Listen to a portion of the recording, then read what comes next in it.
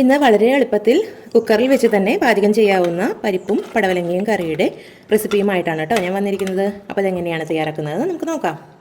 പടവലങ്ങ പരിപ്പ് കറി തയ്യാറാക്കുന്നതിന് വേണ്ടിയിട്ട് ഈ ഒരു കഷ്ണം പടവലങ്ങയാണ് കേട്ടോ ഞാൻ എടുത്തിരിക്കുന്നത്. ഒരു പടവലങ്ങയുടെ പകുതി കഷ്ണമാണിത്. നിങ്ങളുടെ വീട്ടിലെ അംഗങ്ങളുടെ എണ്ണത്തിനനുസരിച്ച് ഇത് കൂട്ടാവുന്നതാണ്. ഒരു മുഴുവൻ പടവലങ്ങ എടുത്താലും കുഴപ്പമില്ല. പക്ഷേ ഞാൻ ഈ ഒരു കഷ്ണം മാത്രമാണ് എടുക്കുന്നത്. ഒരു 3 പേർക്ക് ഈ ഒരു കഷ്ണം മതി പടവലങ്ങ കറി തയ്യാറാക്കാൻ വേണ്ടിയിട്ട്. അപ്പോൾ ഇതിനെ നമുക്കൊന്ന് കഴുകി വൃത്തിയാക്കിയിട്ട് അതിൻ്റെ ഉള്ളിലത്തെ ഇതൊക്കെ ഒന്ന് കളഞ്ഞ് വൃത്തിയാക്കിയെടുക്കാം.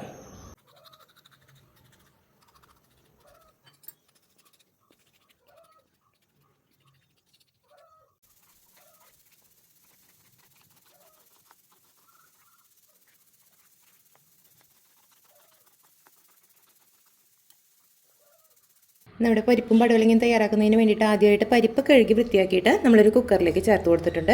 അതിലേക്ക് ഒരു 1/4 ടേബിൾ സ്പൂണോളം മഞ്ഞൾപ്പൊടി ചേർക്കുന്നുണ്ട്. അതോടൊപ്പം തന്നെ ഒരല്പം വെളിച്ചെണ്ണ കൂടി ചേർത്ത് കൊടുക്കുന്നുണ്ട്. വെളിച്ചെണ്ണ നമ്മൾ ചേർക്കുന്നത് പരിപ്പ് തിളച്ച് ചാടി പോവാതിരിക്കാനാണ് കേട്ടോ. ഇത് കൂടി ചേർത്തിട്ട് ഒരു മീഡിയം ഫ്ലെയിമിലിട്ടിട്ട് ഒരു 3 വിസിൽ വരുന്നത് വരെ നമുക്കിതൊന്ന് വേവിച്ചെടുക്കാം. നമ്മുടെ പരിപ്പൊക്കെ നന്നായി വെന്ത് വന്നിട്ടുണ്ട്. അതിലേക്ക് നമുക്ക് അരിഞ്ഞു വെച്ചിരിക്കുന്ന പടവലങ്ങ ചേർത്ത് കൊടുക്കാം. പടവലങ്ങ ചേർത്ത് കൊടുത്ത് അതോടൊപ്പം തന്നെ നമ്മൾ ഇതിലേക്ക് ഇതുവരെ ഉപ്പ് ചേർത്ത് കൊടുത്തിട്ടില്ല. ഉപ്പ് ആവശ്യത്തിന് ചേർത്ത് കൊടുത്ത് ഇതൊന്ന് വേവിച്ചെടുക്കാം. പടവലങ്ങയ്ക്ക് ഒരുപാട് വേവില്ലാത്തതാണ്. അതുകൊണ്ട് തന്നെ ഹൈ ഫ്ലെയിമിലിട്ടിട്ട് ഒരൊറ്റ വിസിൽ വരുന്നത് വരെ നമുക്കിതൊന്ന് വേവിച്ചെടുക്കാം. പടവലങ്ങ വെന്ത് വരുന്ന സമയം കൊണ്ട് നമുക്കൊരു മിക്സിയുടെ ജാറിലേക്ക് കുറച്ച് നാളികേരം ചേർത്ത് കൊടുക്കാം. ഒരു 2 കൈപ്പിടിയോളം നാളികേരമാണ്.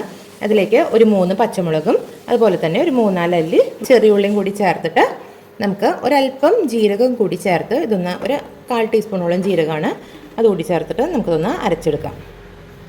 ഇപ്പം നമ്മുടെ പടവലങ്ങയൊക്കെ വെന്ത് വന്നിട്ടുണ്ട്. ഈ സമയത്ത് നമുക്കിതിലേക്ക് ഒരു 1/4 ടീസ്പൂണോളം ചുവന്ന മുളക് പൊടിയാണ് ചേർത്ത് കൊടുക്കുന്നുണ്ട്. ഒരു 1/4 ടീസ്പൂൺ മാത്രമാണ് ചേർക്കുന്നത് കേട്ടോ.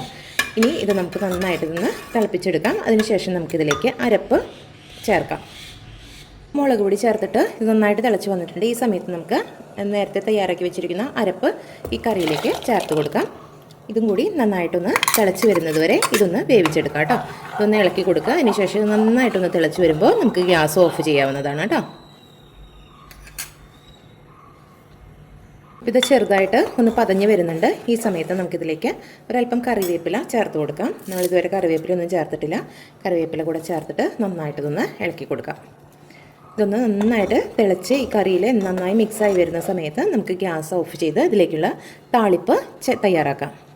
തയ്യാറാക്കുന്നതിന് വേണ്ടിയിട്ട് ഒരു ചട്ടി അടുപ്പത്തേക്ക് വെച്ച് കൊടുത്തിട്ടുണ്ട്. ചട്ടി ചൂടായ സമയത്ത് അതിലേക്ക് ആവശ്യത്തിന് വെളിച്ചെണ്ണ ചേർത്ത് കൊടുത്തിട്ടുണ്ട്. ഇനി അതിലേക്ക് നമ്മൾ ഒരു ടേബിൾ സ്പൂണോളം കടുകാണ് ചേർത്ത് കൊടുക്കുന്നത്.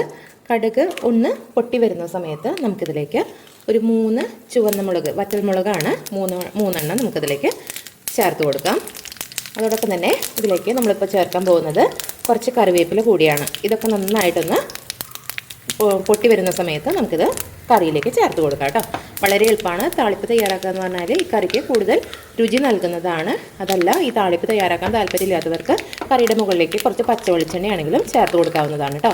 അപ്പോൾ കടുകൊക്കെ നന്നായി പൊട്ടി വന്നിട്ടുണ്ട്. ഈ സമയത്ത് നമുക്കിതിലേക്ക് കുറച്ച് കറിവേപ്പില കൂടി ചേർത്ത് കൊടുക്കാം. ഇനി നമുക്ക് ഈ താളിപ്പിനെ കറിയിലേക്ക് ചേർത്ത് കൊടുക്കാം. താളിപ്പ് കറിയിലേക്ക് ചേർത്ത് കൊടുക്കുക. ഇതൊന്ന് ഇളക്കി കൊടുത്തിട്ടുണ്ടെങ്കിൽ നമ്മുടെ പടവലങ്ങയും പരിപ്പും കറി തയ്യാറാണ്. വളരെ പെട്ടെന്ന് തന്നെ എന്നാൽ അതീവ രുചികരമായിട്ടുള്ള ഒരു പച്ചക്കറി തന്നെയാണിത്. അപ്പോൾ ഇതുവരെ എൻ്റെ ചാനൽ സബ്സ്ക്രൈബ് ചെയ്യാത്തവരുണ്ടെങ്കിൽ സബ്സ്ക്രൈബ് ചെയ്യാൻ മറക്കരുത്.